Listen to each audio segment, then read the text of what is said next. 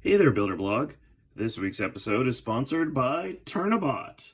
They went ahead and sent me some samples of a brand new robot fighting product, and I'm going to go ahead and try to install it in one of my robots this week.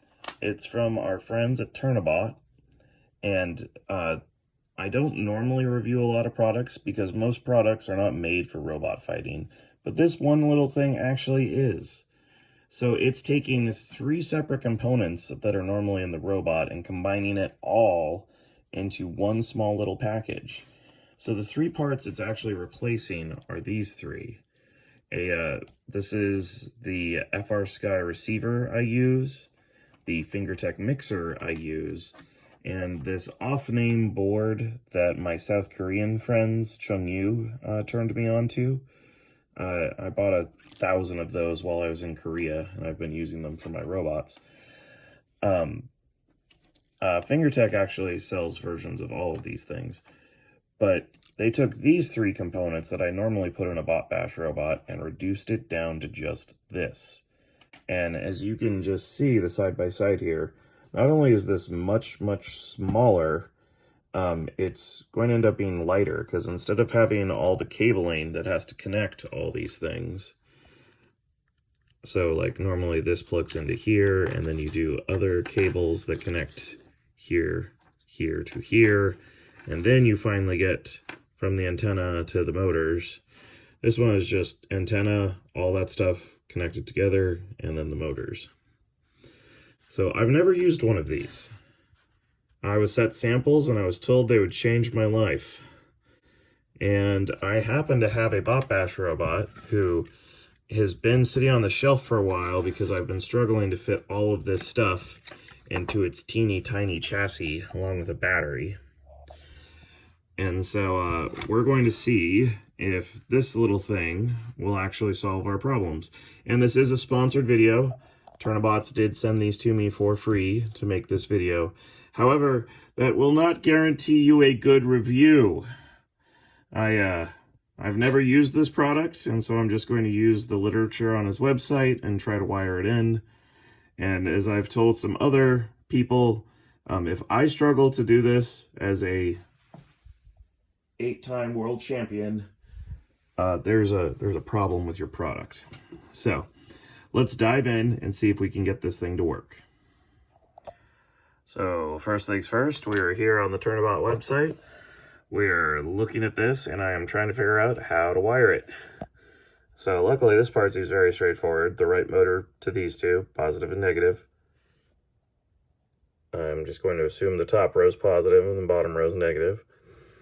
Left motor here. For brushed weapon motors, do not connect your servo here. Where do we connect the servo? PM output poles for servos. I'd highlight that. Or another ESC. But it's only, so there's weapon 2, weapon 3. So they're only connecting the yellow wire here. For those of you who don't know, servos typically have 3 wires that run to them. The yellow or white is always the signal wire. The red in the middle is positive voltage, and the brown and black on the very end is negative voltage. So I'm going to make a slight assumption here. We're going to connect the yellow wire here, and then probably the reason we have 4 holes here is the negative servo will go in one of the negatives, the positive servo will go into one of the positives, and then we will connect the main power, positive and negative there.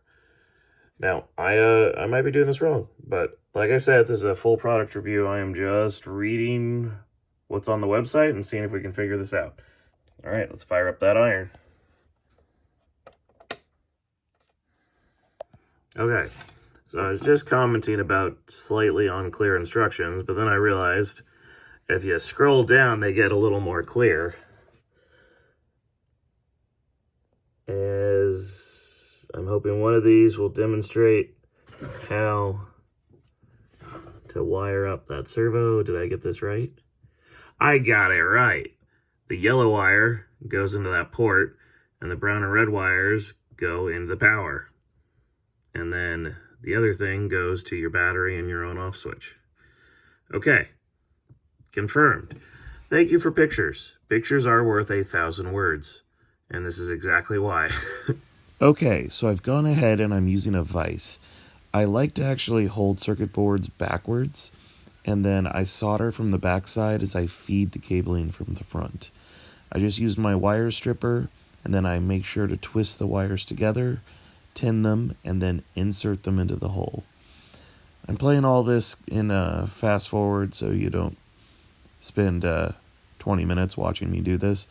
It did take me 20 minutes to do this while filming, so that's not a completely good measure of how long this would take you, because setting up the camera, getting the light, making sure everything's in focus, that all takes me time. But I've gone ahead and I'm soldering in, what is this, a total of 9 wires. So I have 4 cables that go to the motors, and then I just attached the JST, which that will go to the battery. And now I'm stripping the JR connector that's going to go to the servo. Once I get all this stuff stripped, tinned, and soldered on, it's going to be time to take a closer look. And then, after we have all the wires connected, one of the things I like to do is I take the snips and I go through and I cut these all down to size. This works even better with flush cutters.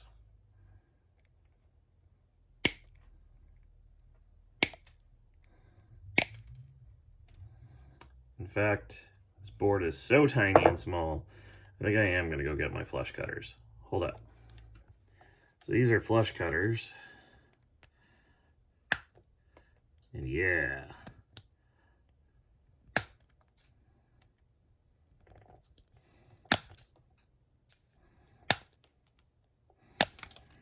Takes that awful soldering I did and makes it look clean. Though I am going to touch up this red power real quick. Just going to put a little extra on that.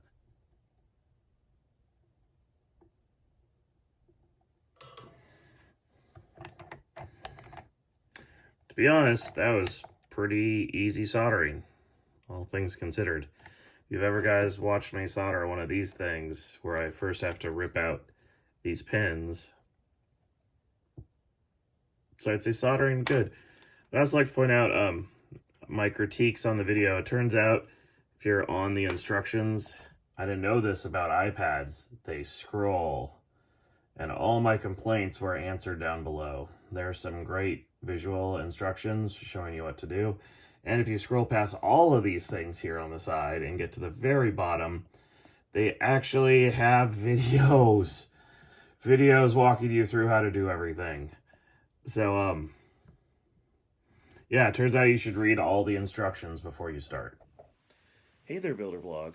I know I'm a month late with this giveaway, but the winner of the autographed switchback piece from our time out in Texas before RoboGames, there's been a lot of videos, is Robert Darkwin 6079.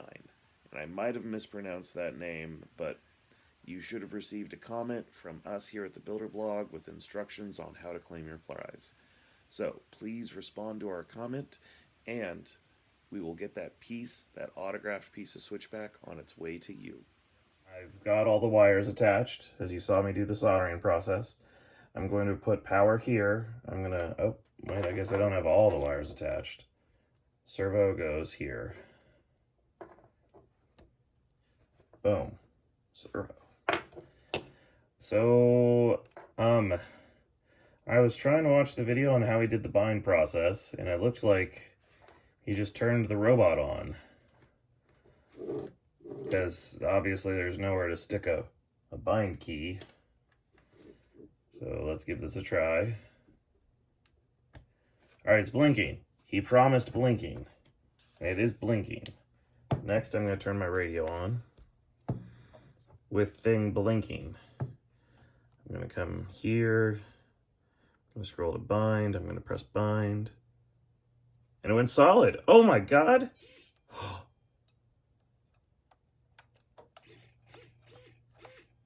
Servo works. So we're connected. So if you get something like this, where the drive is not working, I'm willing to bet my battery is so low that I've hit the LiPo cutoff. So I'm going to try a different battery, but servo works. So binding on that was super easy. And actually, I just want to see, does it remember? Does it remember? Yes, it does. So please forgive the cut. I went to do some problem solving to figure out what was wrong. I started by reading the entire Turnabot website upon this thing, and I couldn't find any helpful tips what to do about this. I charged the battery, made sure this is at 8.4 volts, and then I remembered I made this as a display piece with dead motors. So the board was actually working perfectly during the first test. I put it on dead motors. So now, with a pair of new motors, we push forward and yay! We have little jumping bean motors and servo. So this was actually pretty freaking easy. If I hadn't started with dead parts to begin with, this would have all worked on the very first go. So for ease of installation and ease of binding, I have to give this an A+. So now that we've done the bench test and figured out all the things we need to figure out about it, it's time to rip open Scoopsy Daisy and put it inside. So let's power this down and get a screwdriver.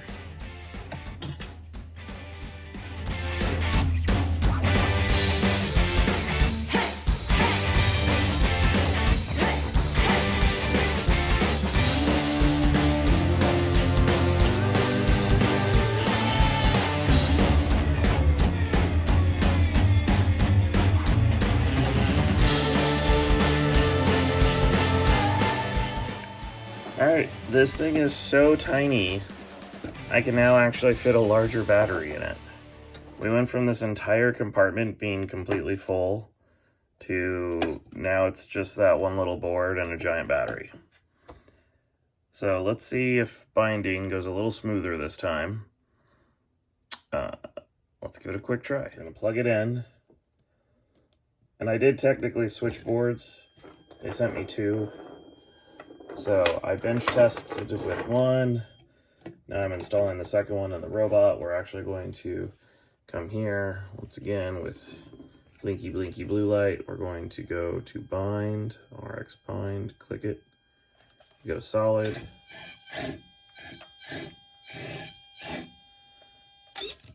Oh my god. Alright, let's throw the base plate on and take this thing for a test drive. Okay, we have the base plate on. We now have Scoopsy. I'm going to go ahead, put Scoopsy back. We're going to push forward, and it goes backward. So we're going to go into reverse. We're going to reverse channel 1. Nope, that's channel 2. Forward, backward, then right.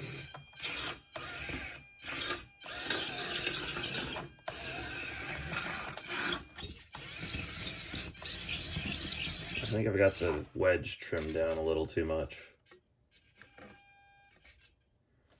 Just a smidge. Channel 3. I'm going to press the wedge all the way down. You can hear the servo whine. It's not getting any better, so clearly this is the up position. And then we'll crank this down. Too much. Oh, that drives much better. Okay. First test. Doesn't get stuck that way. This test gets right back up. Let's do that again. It's adorable. By the way, this robot is Scoopsy Daisy. It's the Flower Power Plow. Wow. Feels a little zippier than I remember.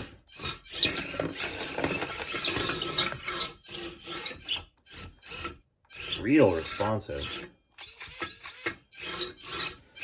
Well, I'm happy.